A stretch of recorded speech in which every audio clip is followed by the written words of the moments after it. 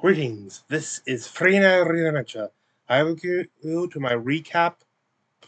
I welcome you to my recap, sorry, of Critical Role's Anime uh, New York City uh, Comic Con 2024. This will be their, let's see, uh,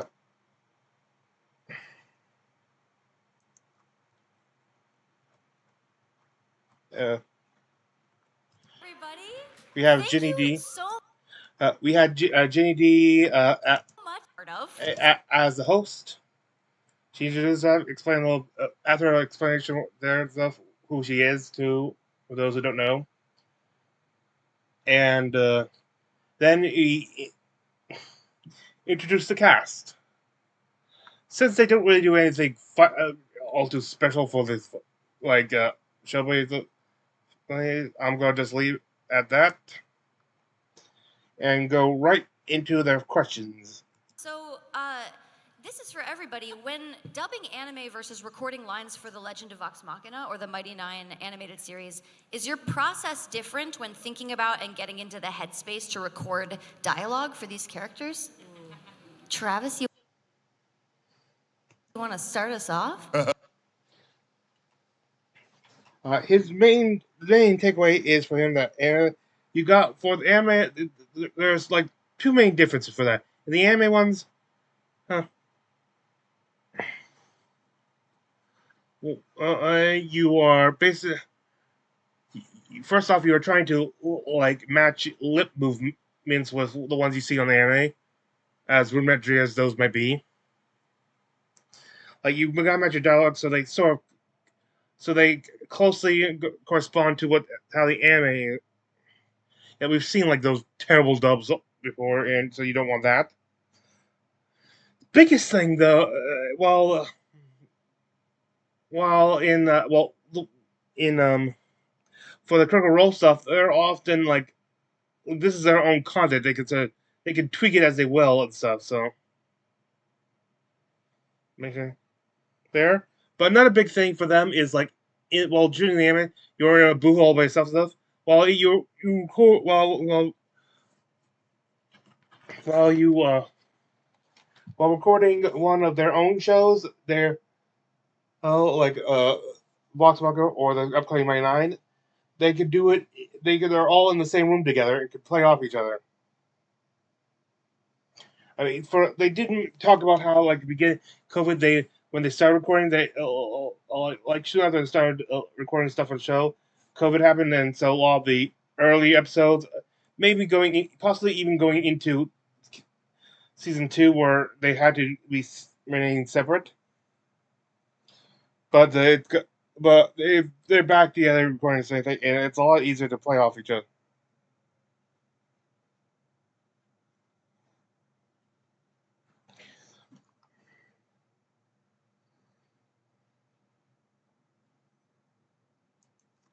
Of each other, which you don't often get afforded. But that said, we do use a lot of anime techniques and stuff when we dub in like the fighting stuff and the magic stuff. We get to use all of our Yeah, I was gonna say it's kind of a fun competition because we'll have to do pickups to picture in the room with the whole cast, and then it's like who can do it the quickest to picture, you know? So it's like. Wait, it's a competition, or is that just in your brain? Oh, not for you. It's just not a competition for you. It's just me. It's just me. Everything is a competition. It's not a competition because I'm the fastest. When you do voiceover, Yeah, we know Lord is. when you do any kind of voiceover, it's like being in a holodeck of sorts. And so when you're dubbing anime, there are restrictions. So it's more like Professor X's Danger Room, where the walls move around and you have to constrict and slide under things and fit into places. And when we're working on our show or other kinds of non-dubbing jobs, it is what's going on there. It's more like the loading room in the Matrix. It's just whatever we imagine. So it's apparently there's some sound coming all behind backstage. kind of holodeck. There is a competition on reactions, though, especially if we go around the room and it's like, we need everyone to die by fire death, or everybody fall from a large ledge. Whoever starts first, it always ramps up to 10 by whoever's last. Just run the whole fight. I'm going to chase it. Just, I don't need to know. We don't not one kick. Give me 3 kicks, a punch, 2 ducks. I'm fine. Let's just go. Let's just go. It's one of our favorite times to laugh at each other in those records. Yeah, if you have to ask if it's a competition, that just means that you've already lost the competition. So. Okay. It's okay. I'd like to think I'm in competition with myself. So. That's what losers say. Yeah. Good Lord. Matthew, we have a question for you. Oh, hi. Okay. If you could GM a one-shot from any anime where you have voiced a character, which one would you choose? Oh, no. Dang. Man. Well, there's different facets that I like of different ones. Like when we're coming to like a rich world with crazy powers and stuff, like One Piece first comes to mind. Yeah, like for that, like for something more grounded, but he goes on to talk about more like if it's grounded stuff, like in more like intrigue and such a few stuff. It'd be more of a Fate Stay Night like franchise. Which they point out like they maybe like in one of the previous 4-star dives, like maybe one thing they want to see have its own TPRG system. Again, my choice is Transformers, and the fact that the owner of them, Hasbro, also owns Wizard Coast, who makes like D&D. The fact that they haven't given it is still for me an unforgivable sin. Yeah,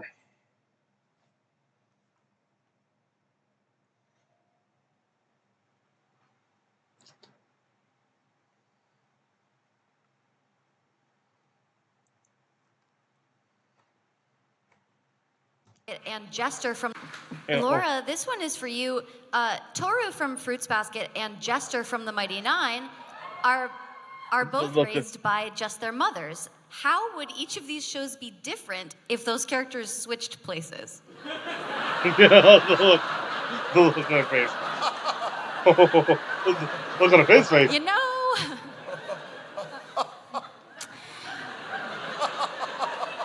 here's the thing.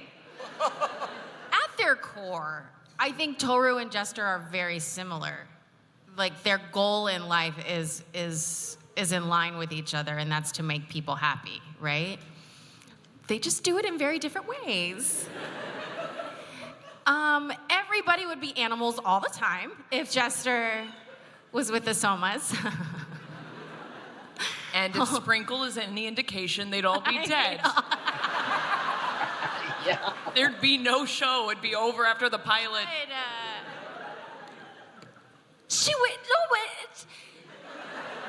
It's the same thing though, right? Because like Toru disarms people so well. Like nobody wants to be her enemy at the end because she's so fucking sorry. She's so sweet. And Yeah. Jester is the same way. I can't tell. It'd be the same story either way. Thank you.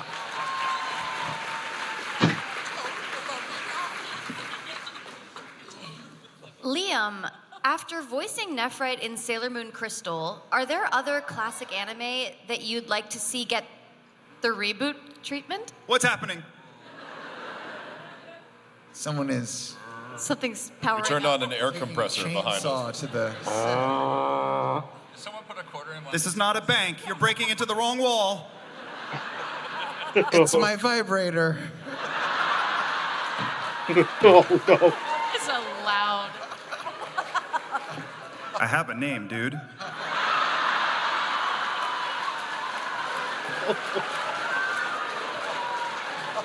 What was the question? Yeah, let's take that again. After voicing Nephrite in Sailor Moon Crystal, are there other classic anime that you'd like to see get the reboot treatment and potentially perform? For Liam, the one thing he has in mind was not sure he didn't actually list a specific role, but Revolutionary Girl Utena. And I know that one. I don't know. I don't actually know the plot. I know aspects of it. And it's actually one I've been meaning to watch.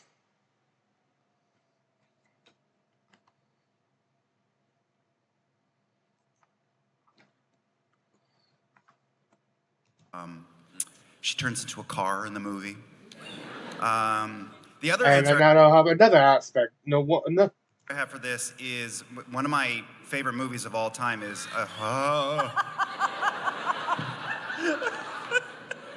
Akira, which is a masterpiece. It's just a masterpiece. It's a beautiful film, but it is an adaptation, a very, very condensed one. So I would love to see. Can you all hear Can that? y'all hear that? It's not just in my head, right? The manga is far more expansive and goes places that the movie didn't have time for, and it's 2 hours as a film. So if anyone is listening anywhere with the power to do this, I would love to see the thing expanded outward and get the whole story. All right, we're going to take a little pivot to some conversation around Bell's Hells. Joining Bell's Hells as Breas, how do you handle role-playing a completely new character? Is it hard to separate the different elements of FCG versus Breas? No. They're totally different. It's so refreshing to be a character. You know what? I realize I know now why Travis is.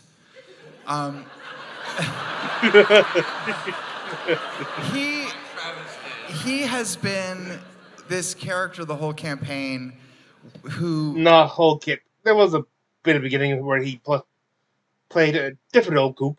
Doesn't care about anything because he doesn't really have relationships with any other character, and and he has no filter, and it's so fun. And now my new guy doesn't really know these new characters that he's just met and interacting with, and it's so freeing and refreshing because I don't have like 100 episodes of baggage to worry about, and so I get to be Travis. I get to just say whatever I want to say and do whatever I want to do, and no one can stop me. You guys, I'm the best. I'm the best. I make the best characters. Yeah, but no, being this new character has been really refreshing. I get to do a lot of things that I missed doing from previous campaigns, like having high charisma, flirting a lot, being sexy. It's what I do best. So it's been a lot of fun, and we'll see, where he goes. As soon as Chetney and Breas hook up, then we will have a relationship. Woo! Wolf and cow.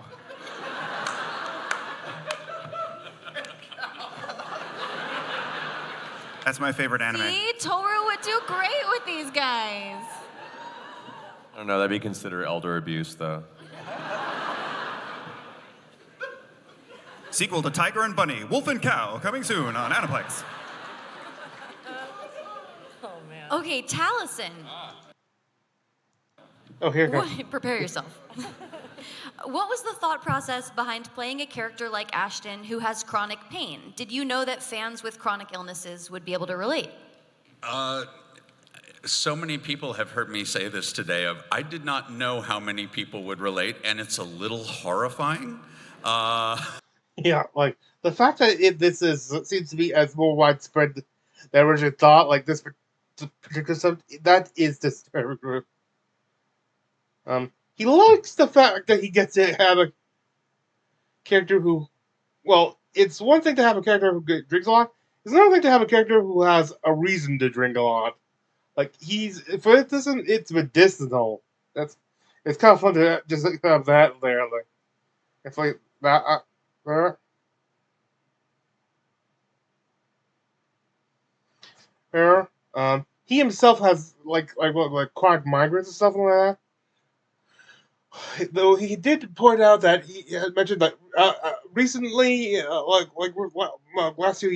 last couple of years or so, it's been actually getting better. Like he's not having such there, and For him, it's fantastic. Like he doesn't have to worry about don't worry about taking pain like migraine medications like twice a day or something like that.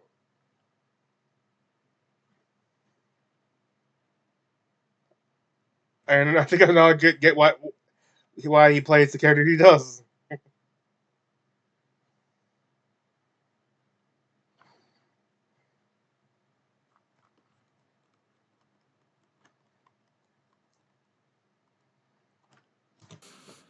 Yeah. So yeah, that's my role on that.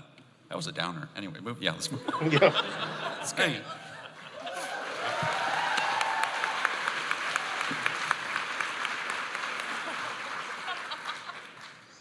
Marisha.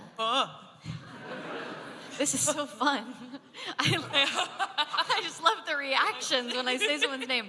Okay, so the animated version of I Have Walked Through Fire is just as powerful but very different from the original.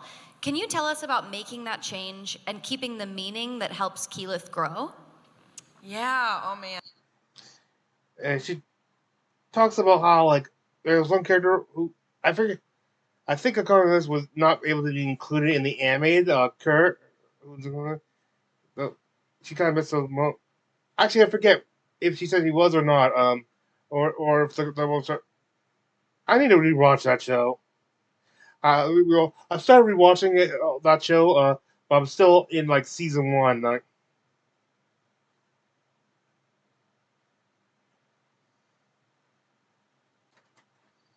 I just I just got to the first arrival of the Bride Wars. Anyway,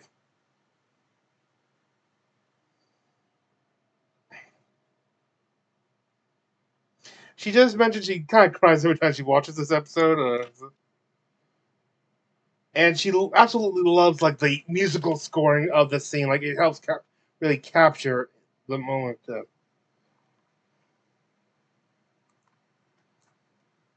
What the? All right, Travis. Chetney has joked about murdering people when he turned on the full moon. How has his Dominox-induced vision affected his outlook towards his lycanthropy? And would his reaction have been different if the vision's victims weren't children? No.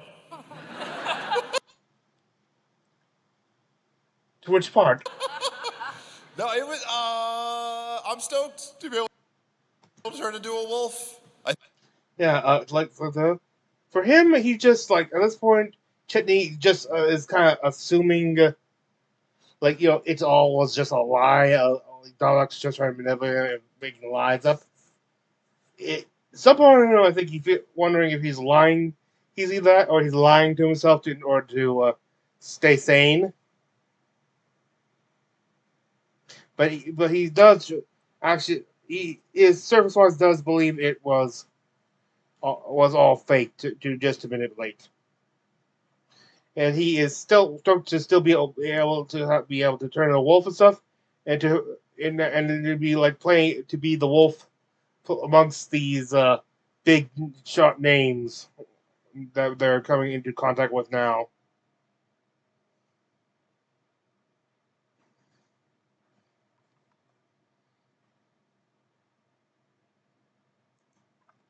There. Which is the best. Yeah. It's the ultimate old fogey comeback story. Let's go. Respect your elders.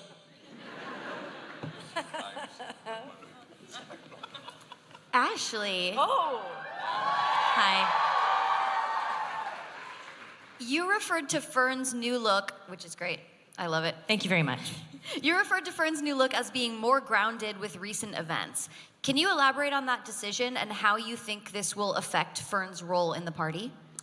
Ooh, in thinking of where we were going, what we were doing, some of the stuff that Fern wears just really is not practical. And, obviously this. Yeah, basically it's more practicality. Like they're going to cool places, so you don't want to like get too revealing. Thing like a certain blue skin bard. You're lucky he just allows you to assume put codes over. Dude, you're so lucky. You would have come down with that with 3 levels of exhaustion.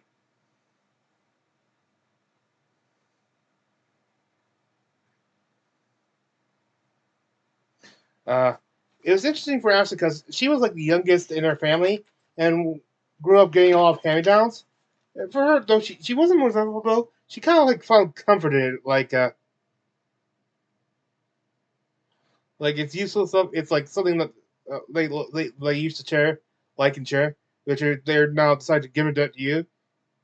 And for her, like the hand-me-downs, just like it feels like you're having a hug, which was such a right answer. We now move on to those were questions from the Beacon post and stuff. Now we go to the actual attending audience questions.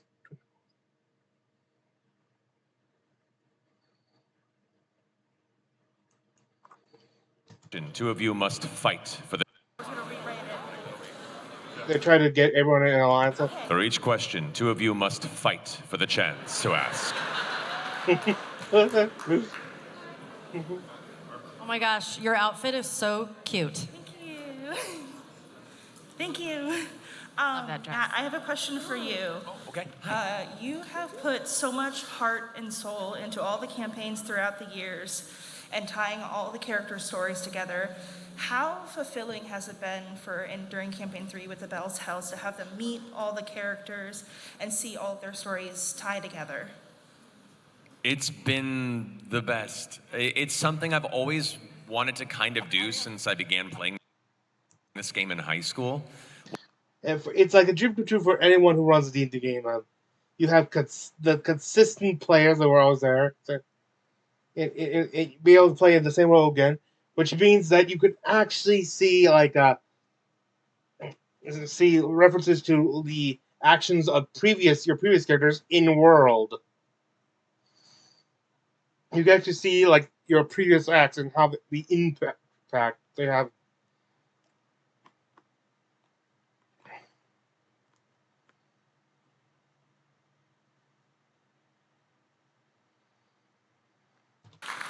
Hi guys. Firstly, I came all the way from Canada to be here, so love you. So my question's for Sam, and it's kind of silly. Sam, have you seen the Matt Mercer Hosier T-shirt? Oh no. Of course. Not the right right but of course. I have several Google alerts set for any photograph of Matt that might be used against him. I have seen the Hosier shirt. Oh my god. There was some talk of it on our company Slack. It was a company-wide discussion. Oh my god. There was some talk of it on our company Slack. It was a company-wide discussion instantly. I feel I need to see all of you in it, because it's my campaign's like uniform now. I would We all love. have one. I need it. Oh I no! need it. In fact, we should do like a whole series of shirts of Matt in different bands. And He's like, oh I need Critical Role One Direction. I need that. I want Matt as Gautier. I need I want me Mercer as as the Spice Girls. or the lead singer of Creed. Oh yeah. With arms wide open. All right, thank you so much, guys. Thanks. I still got the second one. Hey, I still got this laughing's not welcome doing to it. New York City, by the way. Love seeing you guys. So my question is for Matt, specifically with your role as Vincent Valentine in this new Final Fantasy VII remake. Yes. So regarding this, Vincent Valentine's story has concluded in his standalone video game Dirge of Cerberus, correct?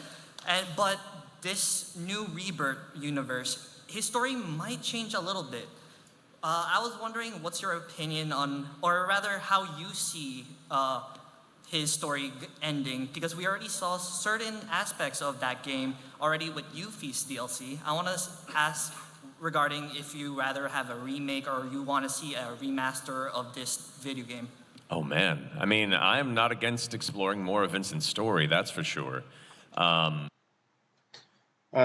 for him, the most interesting thing is like in this new remake, it's like sort of like a soft reboot. It's a familiar world setting, but it's on its own path. Like it's interesting to see where that will lead.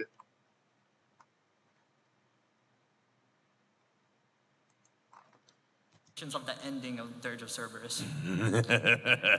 For those who know. Shh.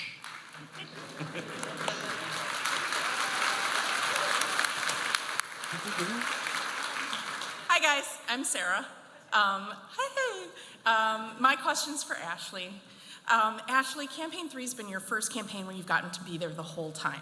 Yeah. Fern is one of the best characters in all the campaigns. Matt, I think you have said I love you, Ashley, while laughing the most during this campaign because of Fern's shenanigans. So I wanted to ask you, like, for you, how does it feel to be there the whole time and really develop and evolve this character, and being able to be with the whole group the whole time? And for you guys too, how wonderful has it been to have Ashley there the entire time?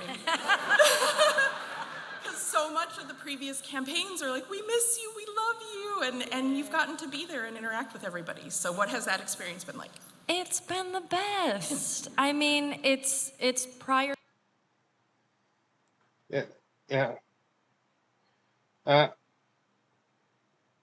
Yeah, I kind of I had a joke that I won't get into that thing, but I will say I once had a joke like she's the most recurring guest character on Critical Role, kind of mean thing, but you kind of get to see.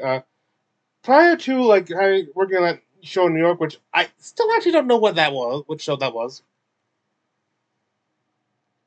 Well, was basically at all the games and stuff there. Then she shortly after this, they started streaming like stuff. She got that apart and had to sit there and stuff. For her, it's more like coming home. It allows her character to evolve more. Like you can't really have. They'll have it sometimes have it. Matt if they need their character or something, they can't really develop her character without permission.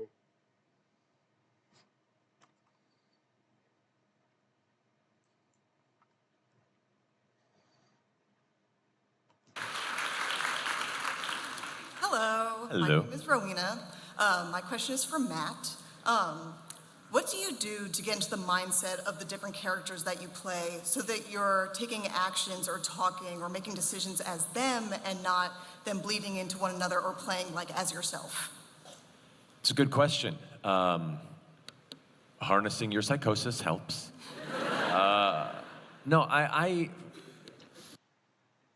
Yeah, the biggest thing is to for each for every a significant character write down quick notes about them inspirations for what they were each person does how they act or behave, and the most important thing, have a note say what their goal is, because everyone here has a goal they're working to, or you can't just have it do something that's if they're a character and stuff, then yeah, they might do something weird, but they'll still have something they're ultimately working to, and ultimately what they base decisions on get reaching. I forget. Also, a big thing, posturing and mannerisms are a big thing. You could physically act out their emotions and stuff, and that will help.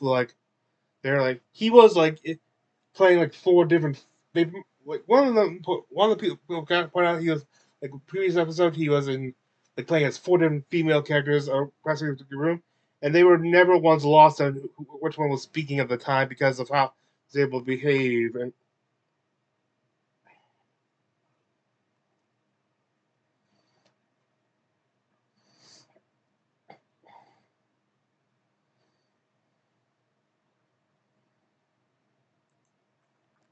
Bring a character on Matt that maybe he wasn't expecting. That was really great. To be able to sit at the table and watch him have an argument between 3 or 4 characters. is phenomenal. And like what was great is in like those most recent episodes where it was like 4 female characters. And each one was clearly defined. Like we knew who was speaking, and it just by your mannerisms and your body posture and just like the timbre of your, it was just so great. And to that point, another addendum, posture and physicality. Even just carrying yourself differently for each sort of character will have a whole different mood that you'll just instinctually slip into as you perform them. So consider that too. Good question.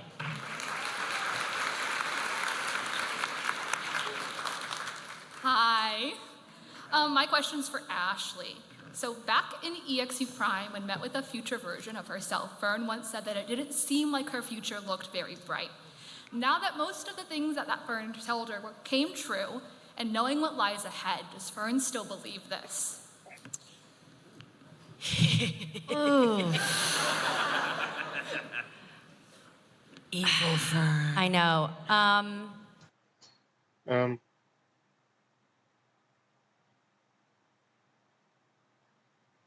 No, she's still, she does admit that Fern's still slightly haunted by that vision, especially since how it keeps being more referenced there, and it's getting to be darker. Like she's continuing to act like all bright and stuff there, but it's a mask. It's a mask, and it's getting more and more imperative as the stakes get raised.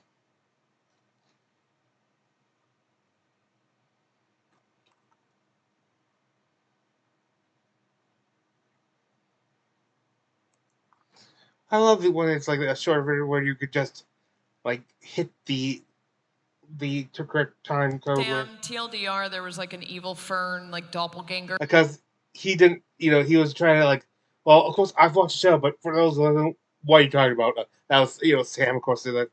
Who like popped out of a portal, who was like, you're a bad person. You're real bad. Oh, she was real bad. Oh wait, wait, I missed the time slot.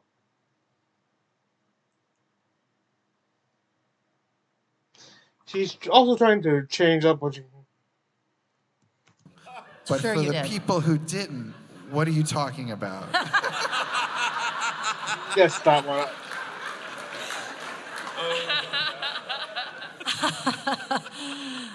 I really would love to hear your opinion on it.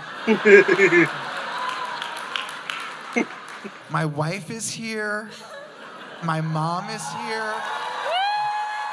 I'm aware. You just deflecting?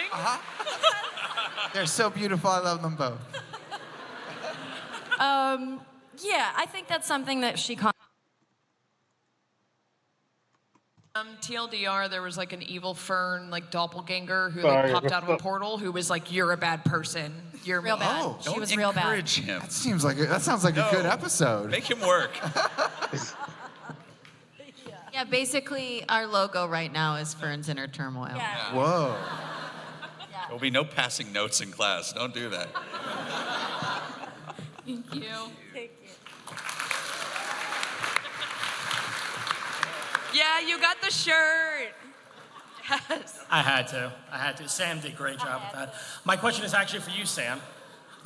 So I am a product of improv. A lot of my teachers used The Art of Play by Gary Izzo. And I know a lot of you guys also do improv as it is. Do you have any other books or suggestions for people that are looking to get into the art of yes and? Yes. And I'll tell you about them. There was he recommends 2 books. One's called Impro, and then Truth in Truth and Comedy. They also point out how improv can teach quick thinking, important in any job stuff. But Matt says the important thing in improv is to play off it, which means you've got to listen. That's one of the most important things for improv.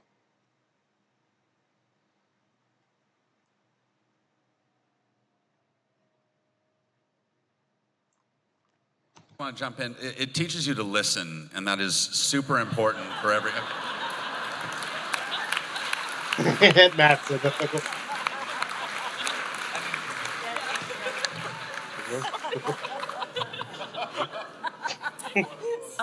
Speaking of amazing improv, Sam, I love your ad bits. Excuse me.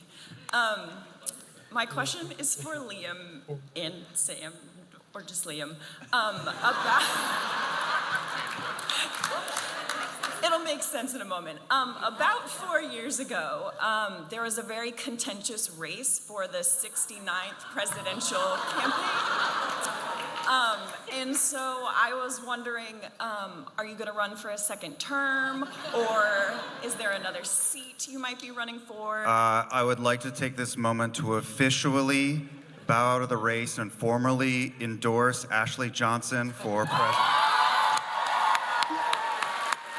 You got the reference, right? For the good of the hobby. He's too old. He's just too old.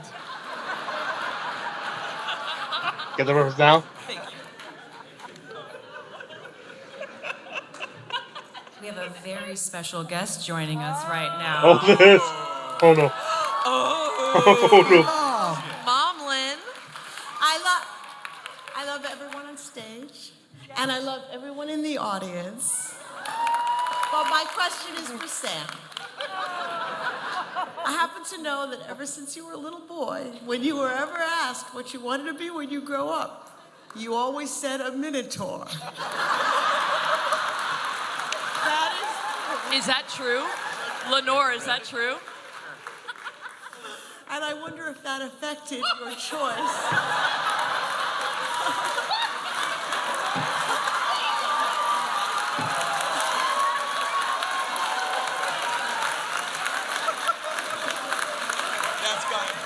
Thank you, Mother. At the Greek Theater.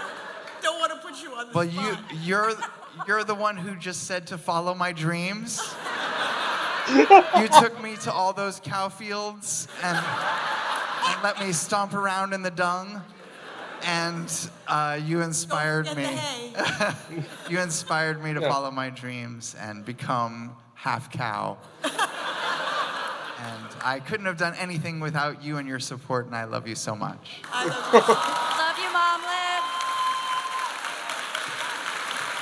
Wow, lore drop.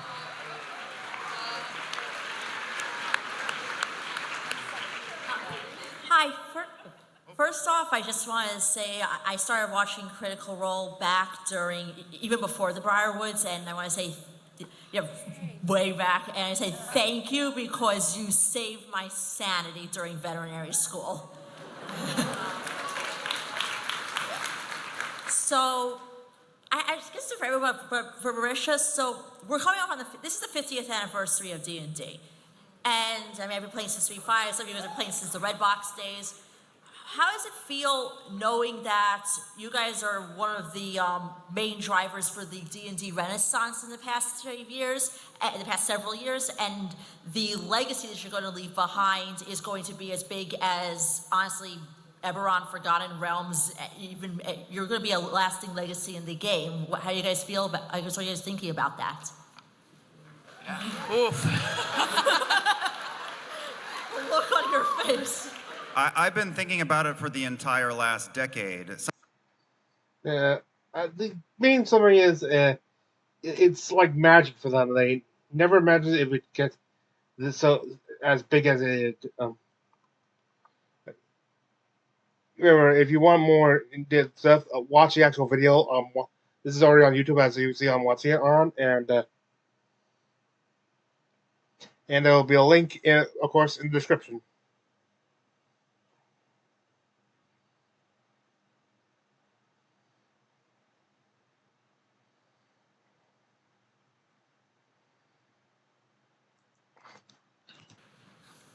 Good day to all of you. Good day. Of course. So this is for Matt. As we're all hoping for the third campaign, could we expect some Avengers Endgame scenario for the final battle against Lunas or Predathos?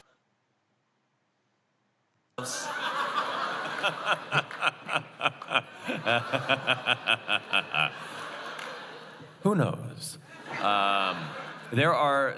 Yeah, this is the guy I've been imagining many times, actually, throughout this last, like, last half year, like since we moved, since like they got reunited after they separated. Like I'm actually wondering this.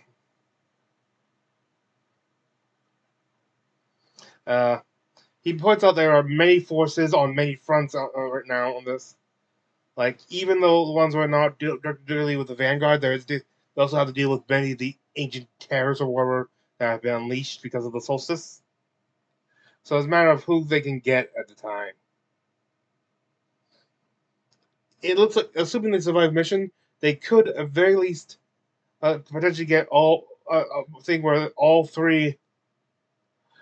Nobody funny for that, like running one where it's all three. They all have to roll all three campaign characters at the same time. Right, like they all have to run multiple characters. Put the issue on them for the first thing.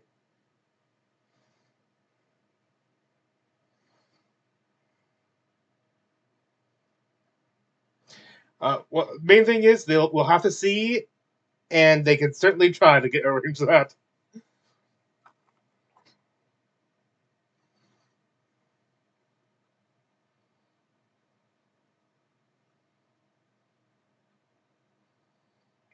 Line up already. Who somehow had a very important responsibility thrust upon them. So I guess we'll have to see. We can certainly try. We can indeed certainly try. Thank you. Hello. So great to see you guys. You look much better in person. No, not that that's bad. Speak your truth. It is so nice to see you in person, much larger than the small faces on my phone. I am gonna go back to We are much production larger. immediately and be like, we should need get a new bigger lights. screen. We need bigger. My question is mainly for Sam. Coming into Bell's Hells now and coming in with a new character, how do you find the right balance of the amount of backstory to have stuff to play with while also getting enough to find what you get at the table? I think for all of us at the beginning of campaigns, we want to hold back our backstories. Yeah, hold back as much as beginning, so you could gradually release it and stuff, like let them rebuild and stuff. Right? It's like biggest example is when they found the true meaning, we found both times we found out what RTA stands for, like the first time and then the true time.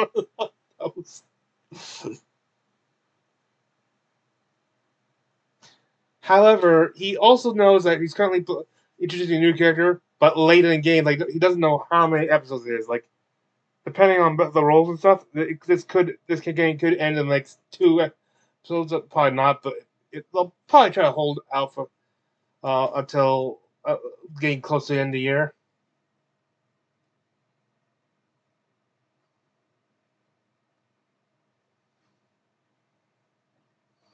Here, so right now he's trying to get as much of it out there as he can now, since he knows that there may not be time later.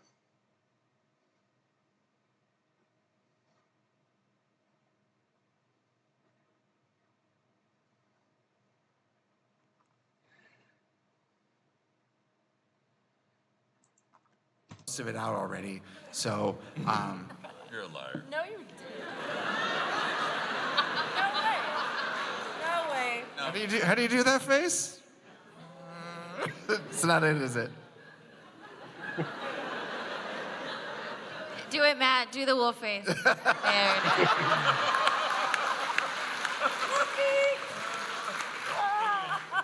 Dance monkey. Of course, yes. All right. One day. Hi, hello. Hello. This question is basically for Matt Mercer. I have a voice acting background and I've been playing D&D for a long time.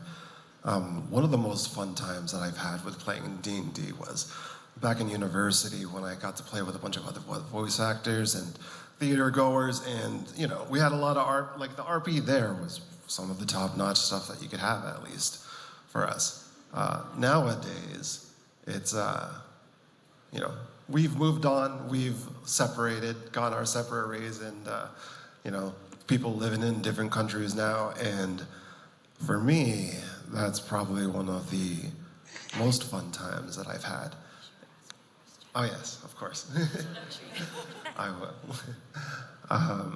So my question is that when we're playing with D&D with a lot of other people now, there are so many ways to play and there are so many ways to have fun. But the thing is with all of these different kind of people is that if you're putting your heart and soul into a scene and you're trying to act out something in order to have a sort of reaction, you can't always expect people to react. Some people aren't exactly capable of that. So for me, I want to kind of chase that thing to get back into that sort of thing. And is there any sort of places, it's already hard enough to get a group together, let alone to get a group together that can play off of each other in such a meaningful way? Do you know of any resources or any things that we could do in order to go there? It's a good question. I mean, For them, it's like seek out those of similar interest. It's important to get like what you want, like to have the big discussion in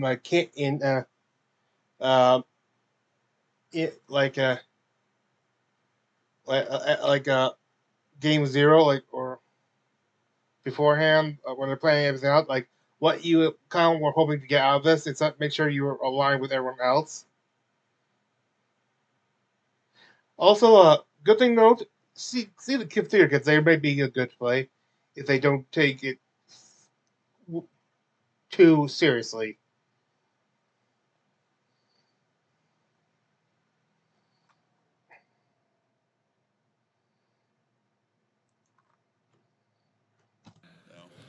Also, your voice is amazing, and I feel like I was put under a spell while you were asking your question. It was amazing. Okay, we got one more question. Time for one more. Sorry. All right. I think someone at this table feels a little neglected, so I will ask Travis a question.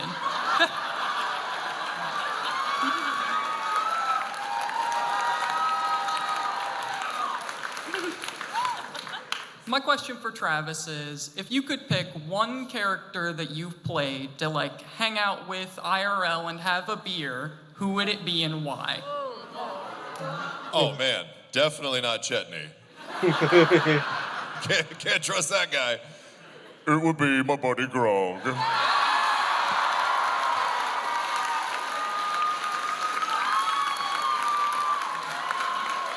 That would be easily the biggest bar tab in all of history. And we would be arrested by the end of the night. I pick Chet. You'd pick How Chet? fun would Chet be to go get a beer, a grouchy old man? No, thank you. What would Grog think of Ford if they were sitting at a bar together? What, a small little green guy? What a wimp. That sounds like Grog. Who uses swords? Oh, I did. I don't know, Grog would get in bar fights. I feel like he would be a hard hang because he'd always want to like start something. No, that makes him the best hang. It's always fun. Thank you. Thank you.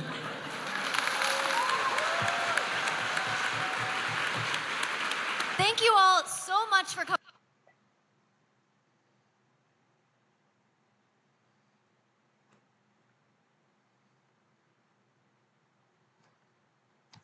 Final question is, what is one thing that you guys can talk about that has you super excited for the future of Critical Role? Well, we're coming up on our 10-year anniversary. That's the big thing. Like that's like big. They're planning stuff. Like they're planning many things for Beacon, like new Beacon features and stuff. Legend of Vox Machina season 3 is coming out. Not to mention depending on like they're also doing more work on the My 9 animated series. I'm hoping that are they actually planning to release that before they finish. Are they planning to do that right after, or they planning to start showing it next year,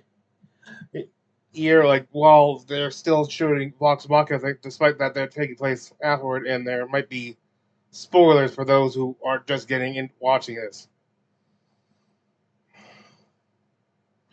They're getting a newsletter out for all the different things they're going out. They're playing many live shows next year for that. Speaking of which, I'm trying to go spread the word.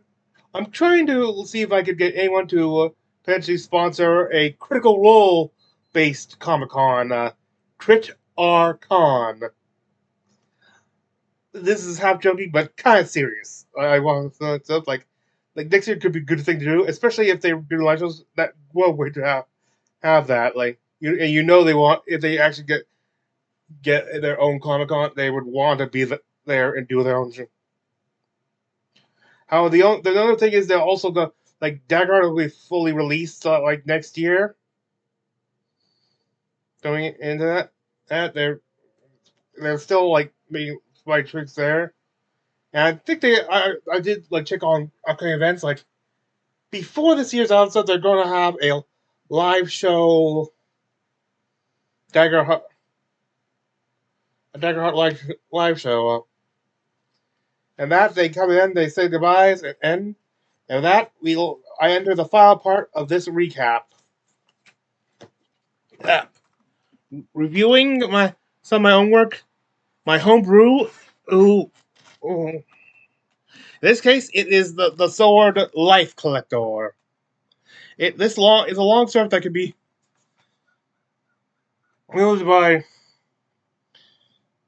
any one with a martial class or a half caster. I mean, unlike the previous one, which the only half caster was Ranger, this one could also be done by Talons, and I forgot to mention before, this one also goes to be Artificers. Then again, if you're a high level Artificer, can attune to this, could attune to something, even if it was not based on something for their class.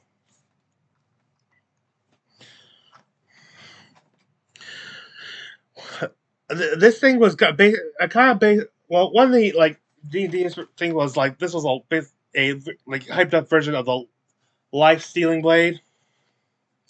Life stealing. When you attack a creature with this magical weapon and score a critical hit on the attack, that target takes an extra 1d10 necrotic damage if it isn't a construct or undead. While you are attuned and wielding this sword,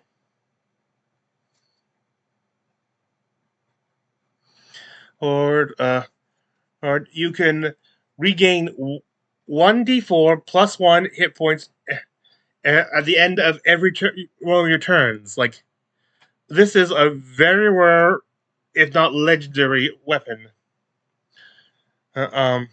It's at least very rare. If you want to play the game but you think it's too low, so you can up it to legendary.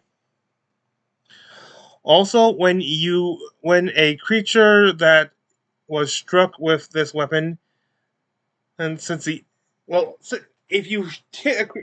a creature you hit since your last turn,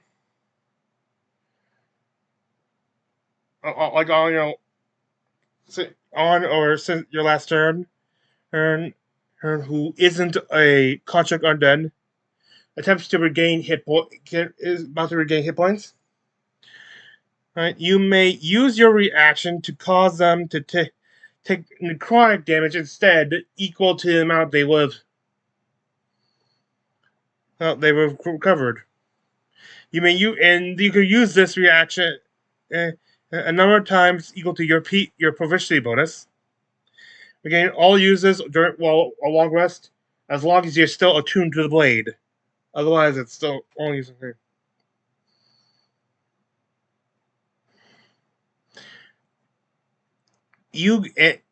Now, no matter whether it's the extra necrotic damage on a critical hit or the inflicted using reaction, any necrotic damage dealt with this weapon and you gain HP equal to that. Especially alongside that, plus the new features for the new edition of D&D, like it has the SAP feature. Pause it there. Here, quick thing about just like the previous weapon, and baffling destiny. This is sort of based on an idea I had. Like I went for different ideas for ideas for D&D things I would like to run or play as.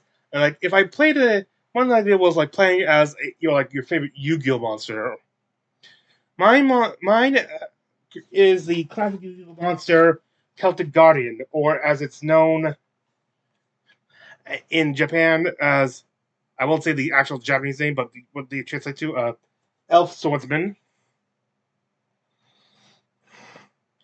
And it has two upgraded versions. One is Obnoxious Celtic Guardian, or Baffling Elf Swordsman, which took more inspiration in designing it took a lot of inspiration from the Obnoxious Celtic Guardian. This one is how there's its other version is Celtic Guard of Double Arms, and this thing is a dual. Since this one is depicting dual arm wield. I decided to get if I got to this stage, also dual wield weapons. And the noble arms are part of an archetype. There are the noble knights who are based on Arthurian knights, including Arthur. And then there are their signature weapons, which are translated actual weapons, which are all recreated as the noble arms equipped magic cards.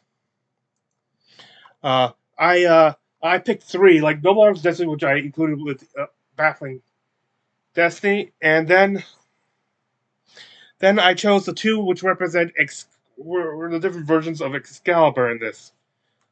There's one I still have yet to. That'll be probably reviewing it, revealing it's the version I can. I created one for a version of it which will be revealed tomorrow. Oh, but I'll also be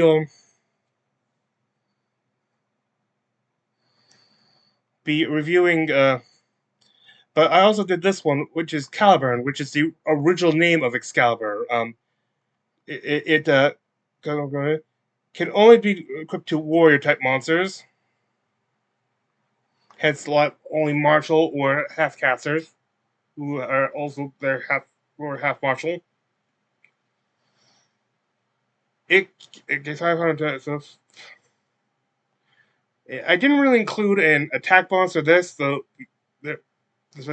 I did include this, you get 500 500 LP life points there, which is why this thing, no matter if it doesn't do any necrotic damage, it still does can gain up to 5 hit points each turn.